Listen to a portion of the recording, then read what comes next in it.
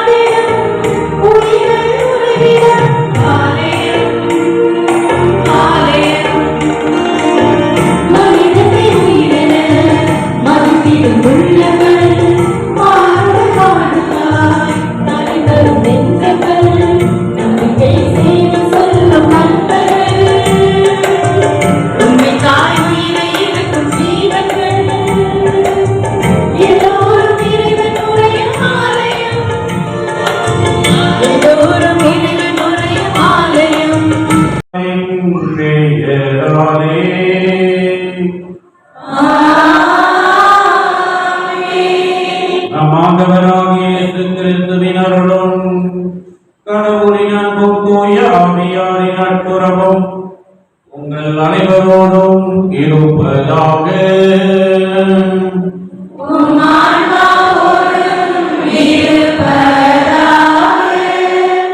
சகோதர சகோதரிகளின் தூய மறைநிகழ்வுகளை கொண்டாட நாம் தகுதி பெறும் பொருட்டு நமது குற்றம் குறைகளை ஏற்று இறைவனிடம் மன்னிப்பு கேட்போம். புறக்கணிக்கப்பட்டனர். சாமுவேல் முதல் நூலிலிருந்து வாசகம். அதிகாரம் 4, இறை வசனங்கள் 1 முதல் 11 வரை. அந்நாட்களில் இஸ்ரேலர் பெலிஸ்தியருக்கு எதிராக போர் தொடுத்து எபெனேசரில் பாளையம் இறங்கினர். பெலிஸ்தியரும் அபேக்கில் பாளையம் இறங்கினர். பெலிஸ்தியர் இஸ்ரேலுக்கு எதிராக அணிவகுத்து செல்ல போர் மூண்டது. பெலிஸ்தியர் இஸ்ரேலரை முறியடித்து அவர்களுள் 4000 பேரை போர்க்களத்தில் வெட்டி வீழ்த்தினர். வீரர்கள் பாளையத்திற்கு திரும்பிய போது இஸ்ரேலரின் பெரியோர் கூறியது, இன்று பெலிஸ்தியரிடம் நம்மை ஆண்டவர் தோல்வியுற செய்தது ஏன்? ஆண்டவரின் உடன்படிக்கை பேழையை சீலோவில் நின்று நம்மிடையே கொண்டு வருவோம். அது நம்மிடையே வந்தால் நம் எதிரிகள் கையில் நின்று நம்மை காக்கும். ஆகவே வீரர்கள் சீலோவுக்கு ஆட்களை அனுப்பி கெருபுகளின் மீது வீற்றிருக்கும் படைகளின் ஆண்டவரது உடன்படிக்கை பேழையை அங்கிருந்து கொண்டு வர செய்தனர்.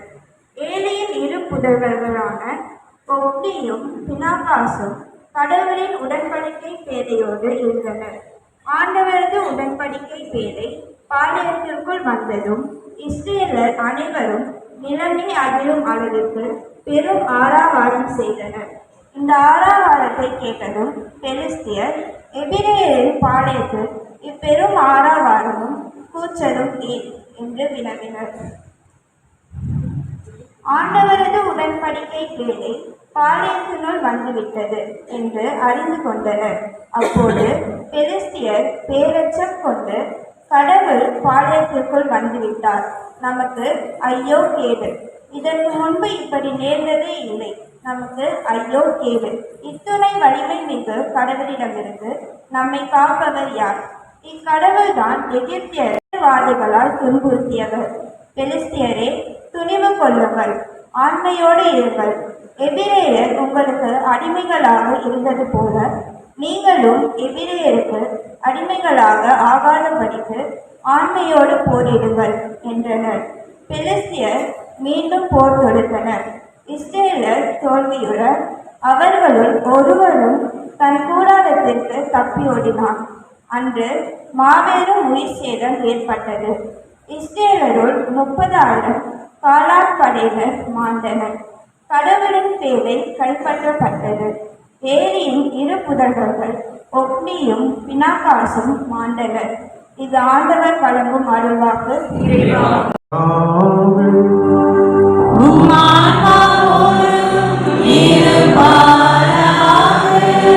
புனிதமாக்கு எழுதிய நற்செய்தியிலிருந்து வாசகம். ஒரு நாள் தொழுகையாளர் ஒருவர் இயேசுவிடம் வந்து, நீர் விரும்பினால் எனது நோயை நீக்க உம்மால் முடியும் என்று முழந்தார் படியிட்டு வேண்டினார். இயேசு அவர் மீது பரிவு கொண்டு தமது கையை நீட்டி அவரை தொட்டு அவரிடம், நான் விரும்புகிறேன், உமது நோய் நீங்குக என்றார். உடனே தொழுநோய் அவரை விட்டு நீங்க அவர் நலமடைந்தார். பிறகு அவரிடம், இது யாருக்கும் சொல்ல வேண்டாம், கவனமாயிரும், ஆனால் நீ போய் உம்மை குருவிடம் காட்டி நோய் நீங்கியதற்காக மோசே கட்டளையிட்டுள்ள காணிக்கையை செலுத்தும், நீர் நலமடைந்துள்ளீர் என்பதற்கு அது சான்றாகும் என்று மிக கண்டிப்பாக கூறி உடனடியாக அவரை அனுப்பிவிட்டார். ஆனால் அவர் புறப்பட்டு சென்று இந்த செய்தியை எங்கும் அறிவித்து பரப்பி வந்தார். அதனால் இயேசு எந்த நகருக்குள்ளும் வெளிப்படையாக செல்ல முடியவில்லை. வெளியே தனிமையான இடங்களில் தங்கி வந்தார். எனினும் மக்கள் எல்லா இடங்களிலிருந்தும் அவரிடம் வந்து கொண்டிருந்தார்கள். இது கிறிஸ்து வழங்கும் நற்செய்தி. Amen.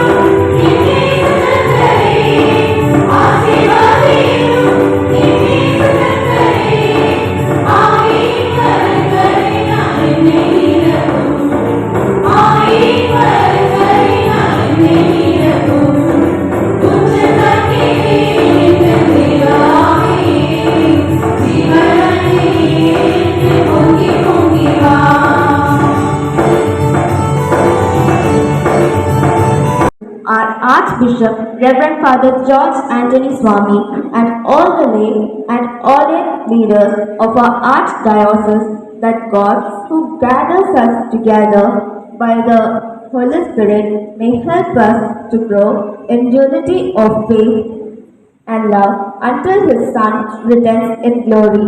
We pray to the Lord. Your response? Lord, hear our prayer.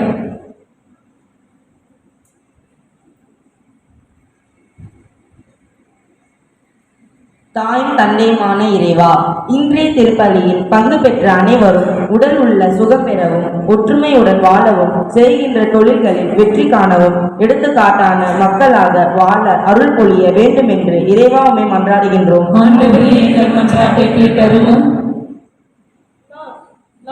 Heavenly Father, we pray for our parents, godparents, teachers, who have guided, who have led our confirmation children by their words and example.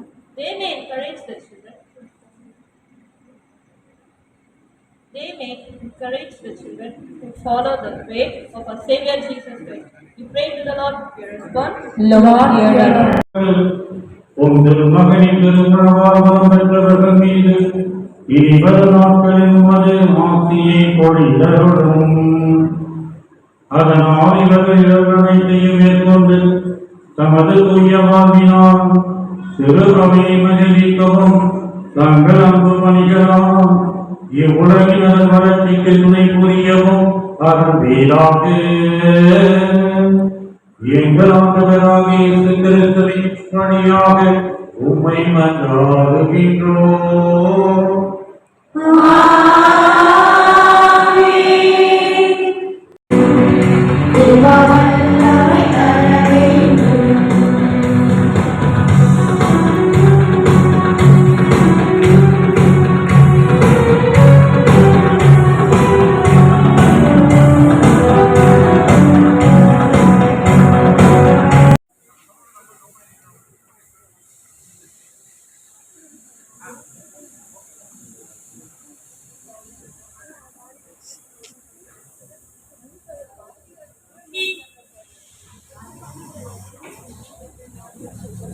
Jesus.